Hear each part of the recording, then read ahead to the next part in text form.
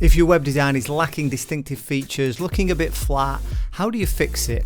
Upgrade your imagery. This is where you can inject some life and personality. In just minutes, I'm going to show you how quickly you can create original imagery in Adobe Illustrator, which we'll use to spice up our layout in Figma. Along the way, I'll also give you some principles to bear in mind that will help you with absolutely any project you work on. I've designed this hero section in Figma and there's nothing wrong with it. There's suitable contrast, hierarchy, consistency, grouping, negative space, good typesetting, concise and clear copy, clear call to action. Not a lot to complain about. It's just a bit nondescript. So how would you improve it? Now, a generic thing might be just to throw an image in the background, but that could lead to some issues with legibility and things like that. But I want you to think more conceptually.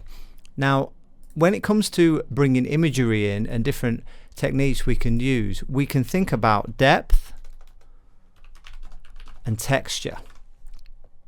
So how could we introduce some depth and texture into this layout here to bring a bit of interest? So let's go over to Adobe Illustrator and set up an artboard that is the same size as our Figma frame. So in this case, 1440 by 1024 pixels. And then I'm just going to draw a rectangle by clicking on the rectangle tool and double clicking. That is that size, 1440, 1024, OK. And I'm going to align that to our frame here. So we've got a grey rectangle. We're going to go to Effect, 3D Materials, Materials. And then here you can see it's loaded in all these different base materials that we can apply here, like this sort of ripstop fabric or a gold leaf, all these kind of different things. We want to find something that's kind of looks like a rock. We've got marble. That's okay. That idea of sort of texture is interesting there. Stone. What about this comet? Kind of looks like an asteroid or the surface of the moon or something. Let's go with that. And then we can change some of these parameters here, the resolution, how many repeats. Let's maybe double this so it kind of zooms out a little bit to 200. And then the color here, so you can change this, say you want it to be red. But maybe let's use the color that we've already got in our background in Figma. So we'll go back over there and just select this frame. And the fill here, I'll just copy and paste. Okay, so we've got this kind of darker background here. And you can play with the lighting and other things like this, but this is pretty good for me. Now, this is a lower res preview. We just need to render this out, which is this button. I'll just click on the drop down next to it. Turn on ray tracing, and we'll do high quality, and then click render. And depending on how fast your computer is, it will render out this image. Now, I would probably export this and save all my assets separately in a real live web design project, but let's just copy and paste it for time. So just Command C or Control C on a PC and then Command V into here. And now I've got my image in here. So I'm just going to use the rectangle, the actual image. I don't need the frame. I'm going to click on that in my layers panel in Figma and just drag it into my Geo frame. Delete that A-frame it created. Click on this rectangle, align it perfectly, and then press left bracket to send it to the back.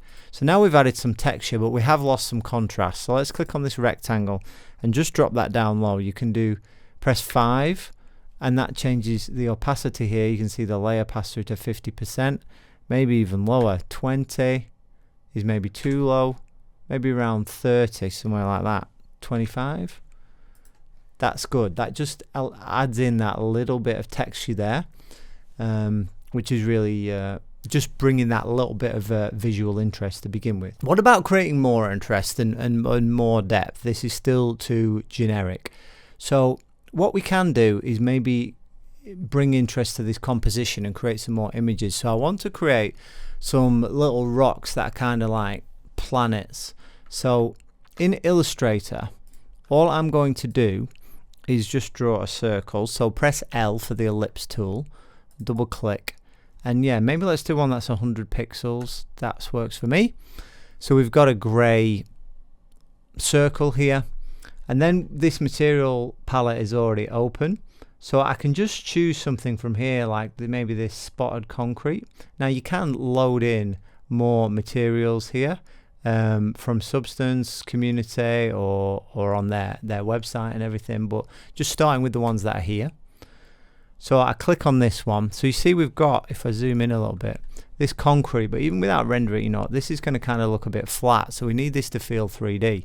So if you go across to Object and then click Inflate, and then the box here for inflate both sides, we have got here a sphere now, and there's some lighting on it, and there's a sense of depth to it, and we can actually drag this thing around, play with it, because it's a sphere. It won't really look any different if we sort of change these presets. It'll just because of where the shadow is really, and we'll keep it on the front. So with the lighting, we can choose where we want this to come from, if it's diffuse, if we want it to come from the top left or the top right, or from the right, sorry, but you can also drag this around here. Maybe let's do it top left, and we'll keep that the same.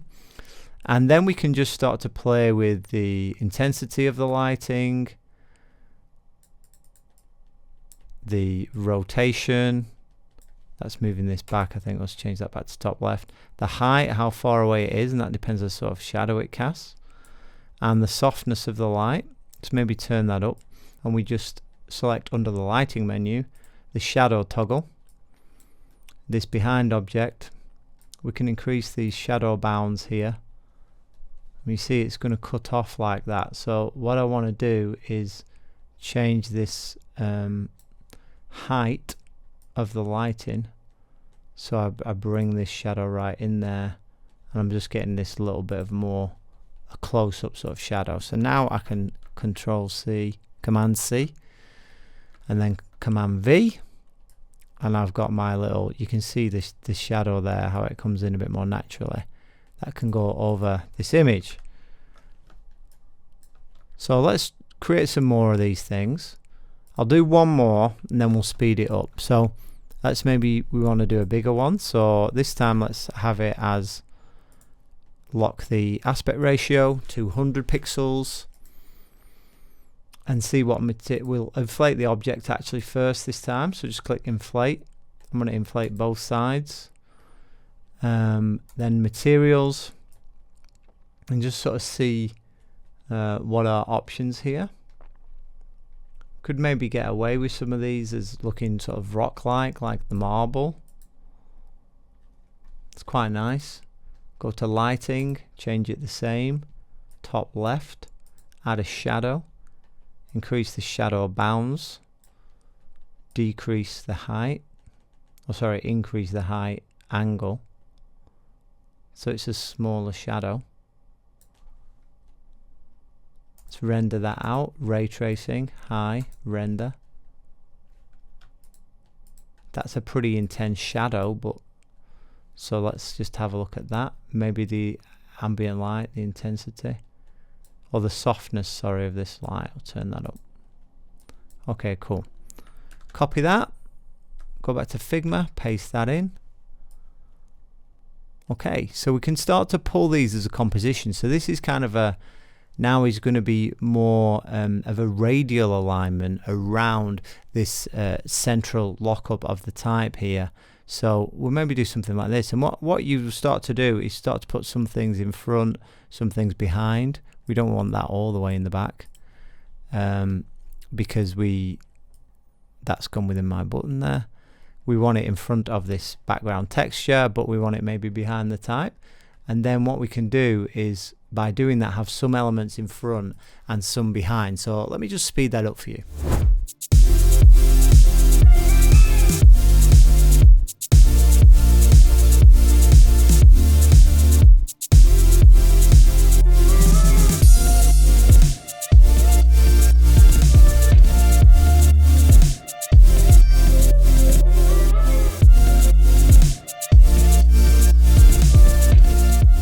This, again, in my opinion, is good. And sometimes a graphical and, you know, relying on typography style is really good and really works for the project. But if you want something a bit more memorable and a bit more personality, this is the after image. And it just has more visual interest to it. There's texture, there's depth, because there's things in front and there's things below.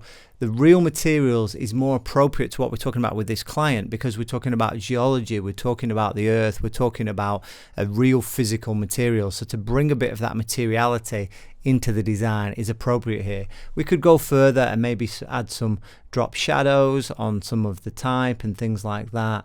But hopefully this inspires you not only to just use that technique in Illustrator, but think about where texture and depth can be something that elevate your web designs. Let us know if this helped you, and until next time, happy designing.